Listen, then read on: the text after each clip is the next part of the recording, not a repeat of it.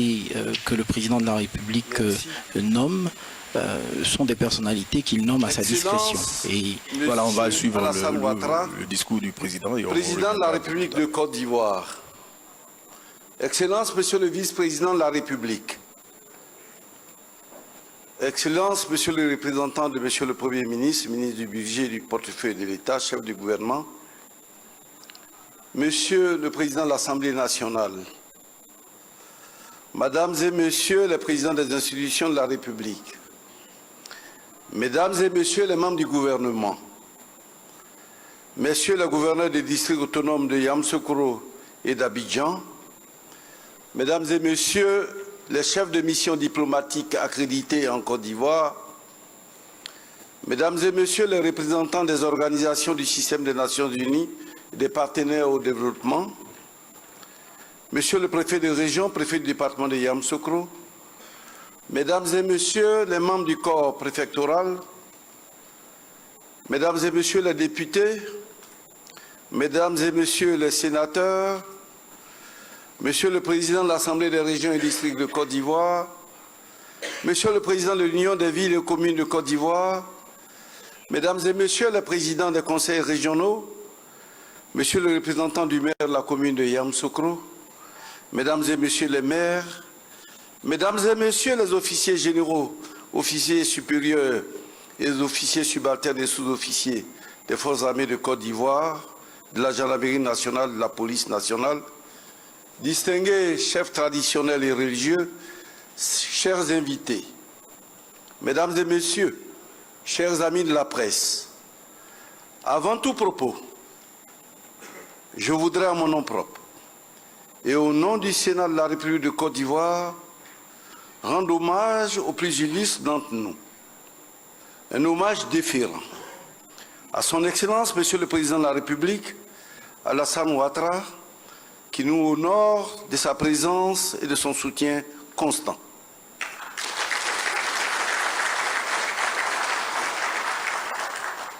Excellence, Monsieur le Président de la République, je voudrais vous exprimer ma compassion, ainsi que celle de l'ensemble des sénateurs ici réunis, pour le rappel à Dieu de votre bru. Nous resterons en union de prière avec vous et toute votre famille, pour le repos de son âme. Excellence, Monsieur le Président de la République, votre présence dans cette salle qui tient lieu d'hémicycle pour le Sénat rehausse l'éclat de cette cérémonie d'ouverture de la session parlementaire 2019 de notre institution. Il faut reconnaître que votre vision et votre clairvoyance politique, ainsi que votre noble ambition pour notre pays, sont les leviers qui ont permis l'avènement effectif du Sénat dans le paysage politico-institutionnel de la Côte d'Ivoire. Votre nom et votre action resteront, en effet, intimement liés à l'histoire du Sénat de la République de Côte d'Ivoire. Je rappellerai toujours votre mémorable discours à la toute première rentrée solennelle de notre institution, il y a quasiment un an. Jour pour jour, c'était le 12 avril 2018, ici même, à la Fondation Félix Houphouët-Boigny pour la recherche de la paix de Yamoussoukro. Excellence, Monsieur le Président de la République, je voudrais me féliciter de la chance que vous représentez pour notre pays. Grâce à votre génie politique et stratégique, vous avez su inventer, en moins d'une décennie, un mécanisme propre à vous pour redresser un pays à peine sorti de crise et le hisser au rang des économies les plus performantes du monde.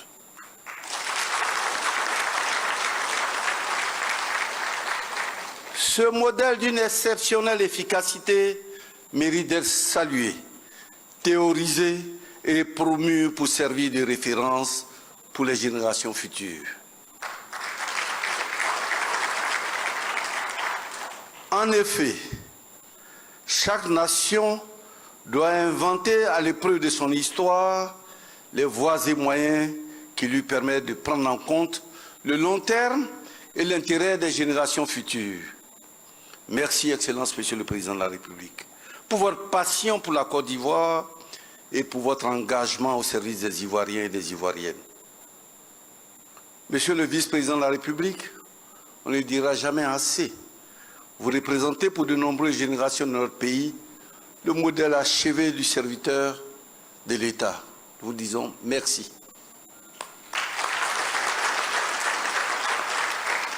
J'ai associé à cet hommage Monsieur le Premier ministre, ministre du Budget, et l'ensemble des membres du gouvernement qui traduisent quotidiennement en actes concrets la volonté politique du président de la République.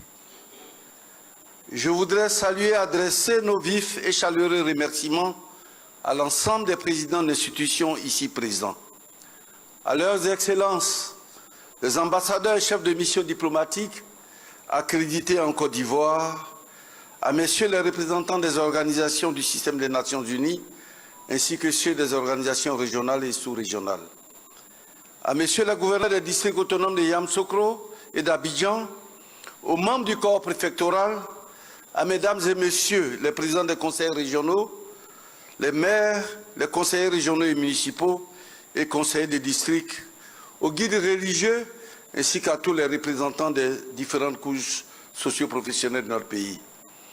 Mes remerciements appuyés vont à la chefferie traditionnelle qui ne ménage aucun effort pour nous accompagner et nous assister chaque fois que nous en faisons la demande. J'ai pour chacune et chacun d'entre vous une pensée de reconnaissance toute spéciale. Mesdames et messieurs, chers invités, qu'il me soit permis de saluer et de féliciter l'équipe administrative et technique du Sénat, dont le professionnalisme et les performances réalisées à ce jour nous rassurent quant à l'avenir de notre institution. Mesdames et messieurs, chers invités, je voudrais à présent vous saluer et vous exprimer toute ma gratitude pour votre présence si distinguée à cette ouverture de la session ordinaire 2019. Je voudrais tout particulièrement adresser nos remerciements aux membres du Parlement des jeunes de Côte d'Ivoire, aux femmes venues nombreuses aujourd'hui encore pour leur présence constante à nos différentes séances. Je voudrais exprimer ma reconnaissance aux hommes de médias et de l'ensemble de la presse, nationale et internationale, pour l'excellent travail de relais de nos activités dont nous avons bénéficié au cours de la session 2018. Mesdames et messieurs les sénateurs, je voudrais que vous associez à moi pour adresser nos vives et chaleureuses félicitations à M. Amadou Soumaoro pour son élection à la présidence de l'Assemblée nationale.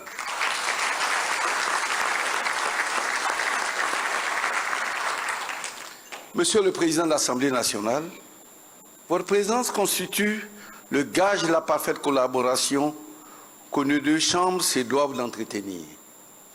Pour notre part, je voudrais vous assurer de la détermination du Sénat à travailler avec l'Assemblée nationale pour assurer le bon fonctionnement du Parlement ivoirien. Mesdames et messieurs les sénateurs, la cérémonie de ce jour marque une étape nouvelle dans l'histoire de notre institution. En effet, le président de la République, conformément aux dispositions de l'article 87, alinéa 2 de la Constitution, a nommé par décret numéro 2019/288 du 3 avril 2019 33 sénateurs en plus des 66 déjà élus. Ma fierté est donc particulièrement grande puisque la séance de ce jour est la toute première qui voit la participation de l'ensemble des sénateurs prévus par la Constitution. L'institution est au complet et parfaitement constituée avec les 99 sénateurs.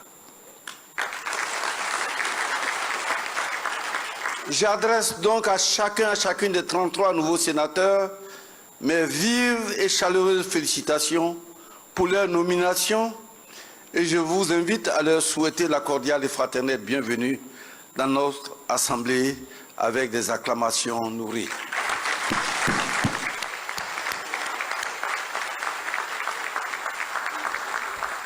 Merci, mesdames et messieurs les sénateurs.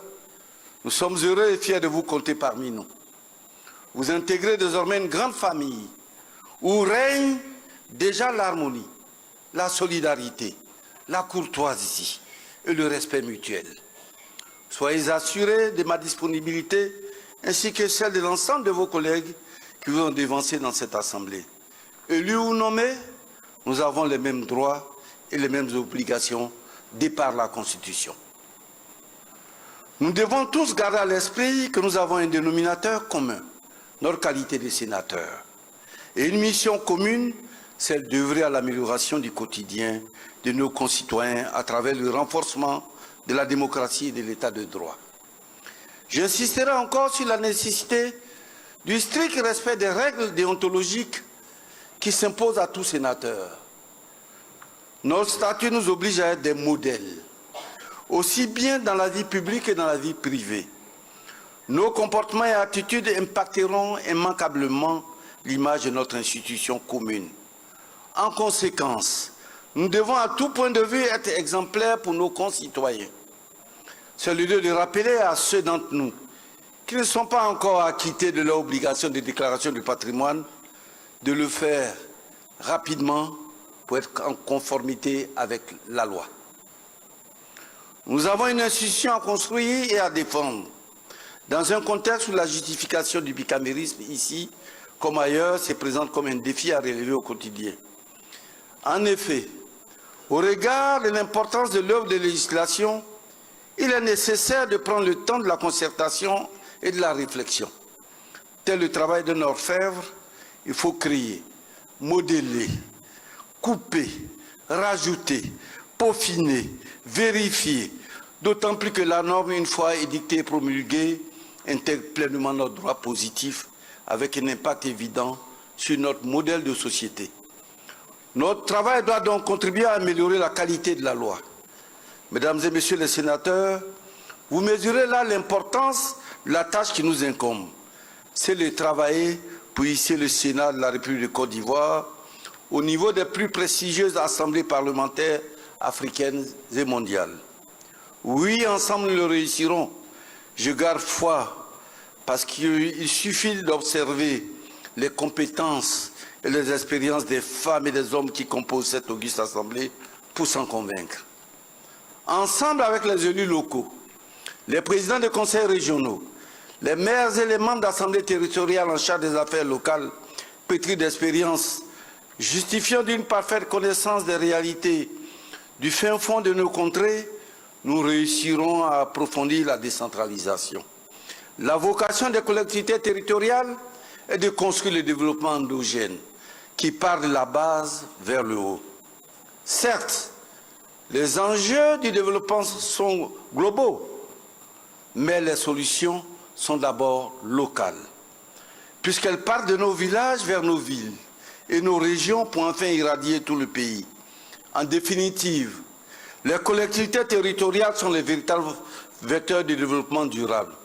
C'est pour cela que le Sénat, ancrage institutionnel des collectivités territoriales, s'emploiera en liaison avec le gouvernement à la mise en œuvre effective des dispositions pertinentes des objectifs de développement durable et de l'agenda 2063 de l'Union africaine. À cet effet, en accord avec le gouvernement, nous organiserons bientôt les assises de la décentralisation. Dans le cadre de notre mission de législation, nous devons être l'expression des aspirations du pays profond.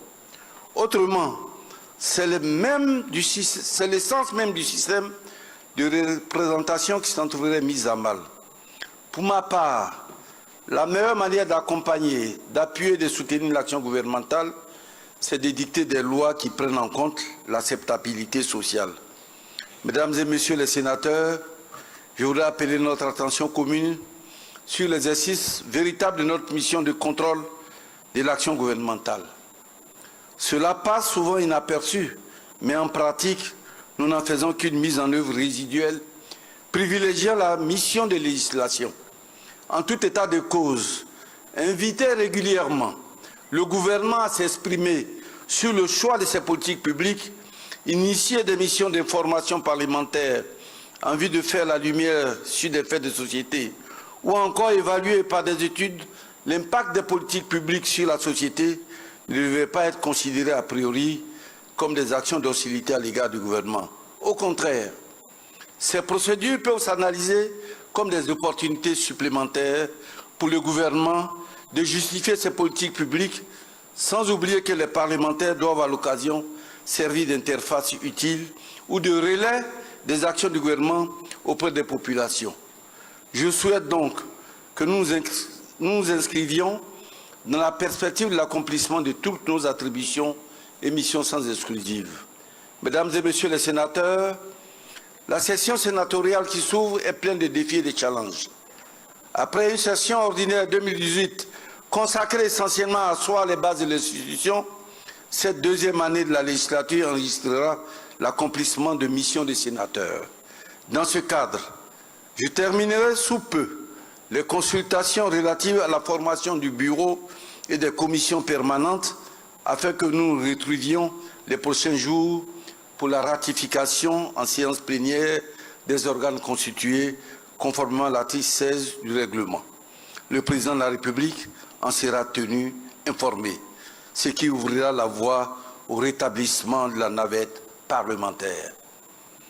Mesdames et Messieurs les sénateurs, nous pouvons présumer des grands axes sur lesquels nous aurons intervenu au cours de l'année 2019. En effet, dans son adresse de Nouvel An à la Nation, le président de la République a décrété l'année 2019 comme l'année du social en Côte d'Ivoire. Il a engagé le gouvernement à prendre des mesures nécessaires dans le souci de permettre aux Ivoiriens de sentir les fruits de la croissance économique que connaît notre pays depuis quelques années. Il s'agira de mesures concrètes qui permettront de réduire la pauvreté par l'amélioration du pouvoir d'achat des populations, la création d'emplois au profit des jeunes, la protection et l'assistance des populations vulnérables, l'autonomisation de la femme, le renforcement de la protection sociale à travers l'opérationnalisation de la couverture maladie universelle, le renforcement du plateau technique des hôpitaux publics, la création de nouveaux établissements scolaires et sanitaires. Si le nombre de mesures à prendre dans le cadre de ce programme spécial relève de l'ordre réglementaire, je voudrais tout de même assurer son Excellence, Monsieur le Président de la République, et l'ensemble du gouvernement de la disponibilité du Sénat à accompagner cet ambitieux programme. Mesdames et Messieurs les sénateurs, chers invités, je m'en voudrais de ne pas évoquer dans mon propos de ce jour la crise qui a secoué l'école ivoirienne les semaines précédentes. Cette crise a été émaillée par des actes de violence verbale et physique, ainsi que par des dégradations de biens publics et privés. Ces comportements malheureux nous interpellent tous et posent avec acuité la question suivante. Quelle jeunesse ivoirienne pour relever les défis du présent et du futur pour la construction de la Côte d'Ivoire que nous voulons grande, belle et admirée de tous? Le Sénat félicite l'ensemble des acteurs, le gouvernement et les syndicats, pour les compromis obtenus qui ont permis la reprise des cours sur l'ensemble du territoire national. Nous souhaitons vivement que cette reprise soit définitive et que la question de l'école soit réexaminée et évaluée. C'est également le lieu d'interpeller chacun de nous sur ses responsabilités vis-à-vis de sa conscience propre et vis-à-vis de la nation tout entière. Les sénateurs, animateurs de la seconde chambre parlementaire, qui souscrit aux valeurs de sagesse, de tolérance et au droit à la différence, ne saurait garder le mutisme face aux violences et dérapages enregistrés dans notre système éducatif. À ce sujet, le Sénat propose une réflexion approfondie dans la perspective d'une grande prise en compte de nos valeurs culturelles traditionnelles dans l'éducation. Cet examen, qui impliquera plusieurs expertises, permettra d'adresser de façon plus efficace les questions relatives à la violence en milieu scolaire, à la performance de notre système éducatif et contribuer à construire l'Ivoirien nouveau, outillé pour intégrer harmonieusement les exigences du monde globalisé et compétitif qui s'imposent à nous et encore plus aux générations futures. Voyez-vous, les changements intervenus dans les pays développés sont l'œuvre du système éducatif et d'une population qui participe aux efforts des responsables politiques des pays qui en sont bénéficiaires. À ce sujet, le président Félix Houphouët-Boigny déclarait le 26 janvier 1967, et je cite, « Dans notre siècle dominé par la science et la technique, où la connaissance et les découvertes franchissent les frontières, et à une époque où la coopération internationale n'est plus un mot, rien n'est impossible à l'homme, et encore moins à une nation, pourvu que ses enfants soient par l'éducation et la formation qu'ils reçoivent à leur naissance, convenablement préparés à accomplir un grand dessein et s'appuient pour le réaliser sur les forces vives de la terre dont ils sont issus. » Fin de citation. L'éducation de nos enfants est au demeurant une question trop sérieuse pour être confiée aux seuls enseignants. Parents d'élèves, société civile, gouvernants, tous devront jouer leur partition. Il reste évident que tous les acquis aujourd'hui seront vains si les générations futures ne sont pas capables moralement, intellectuellement et techniquement d'en assurer la pérennité. Chers concitoyens, œuvrons tous à sauver l'école ivoirienne dans le respect de la loi et du droit à la différence. Chers invités, mesdames et messieurs, la vie politique nationale est marquée par quelques convictions liées à la perspective de la tenue de l'élection présidentielle de 2020. Ces convulsions affectent notre unité et notre entente fraternelle au sein de la grande famille constituée par ceux et celles qui se réclament de la philosophie politique du président Félix Houphouët-Boigny. Souvenons-nous que, sous l'impulsion apaisée de notre grande et invincible coalition, les Ivoiriens ont repris goût à la vie. Souvenons-nous que, sous la direction éclairée et concertée des présidents Alassane Ouattara et Henri Konan Bédié, toutes les affres de la crise sont passées derrière nous. Souvenons-nous que, grâce à notre union retrouvée, notre pays connaît une mutation qualitative indéniable dans les domaines infrastructurels, social, économique, culturel, sécuritaire et politique. Souvenons-nous que malgré tout, les chantiers pour la consolidation des acquis de notre gouvernance commune se poursuivent avec les grands projets structurants qui sont facteurs de développement et de création de richesses. C'est ensemble, unis, malgré nos différences, que nous avons fait rêver nos concitoyens. Nous sommes parvenus à concevoir et à mettre en place un mécanisme innovant de sortie de crise, salué par tous. Nous avons su mutualiser nos forces pour servir ensemble la Côte d'Ivoire. C'est d'ailleurs à cette unité retrouvée, à cette entente saluée par tous, tant en Côte d'Ivoire qu'à l'étranger, que je dois mon élection à la présidence du Sénat de Côte d'Ivoire.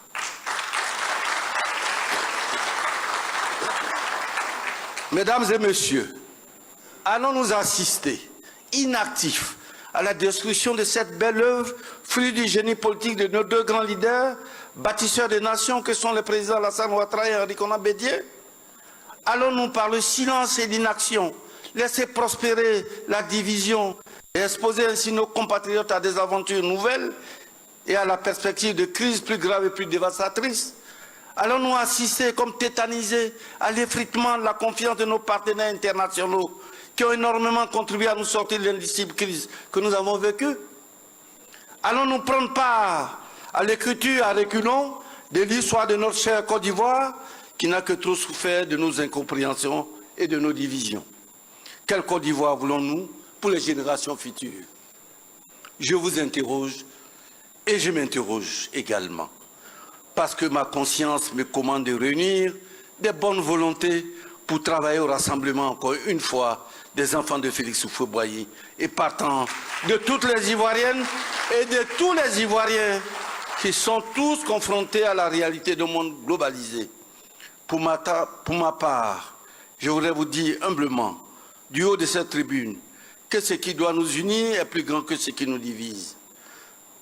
L'heure du rassemblement autour de notre pays a sonné. C'est ensemble, unis et réconciliés, que nous ferons de notre pays la terre de l'espérance, de la paix et de la concorde promise à l'humanité.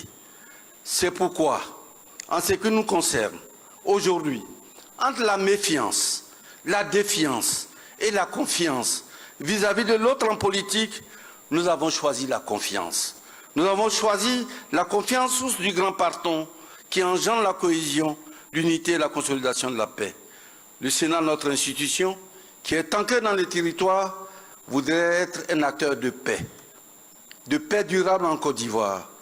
Les sénateurs doivent donc oser le pas, oser le discours qui rassemble et qui ne divise, oser le rassemblement de tous les enfants de Félix Houphouët-Boigny, de tous les Ivoiriens et Ivoiriennes, des habitants de ce pays, à travers un dialogue constructif, débarrassé d'a priori et de pesanteurs inutiles.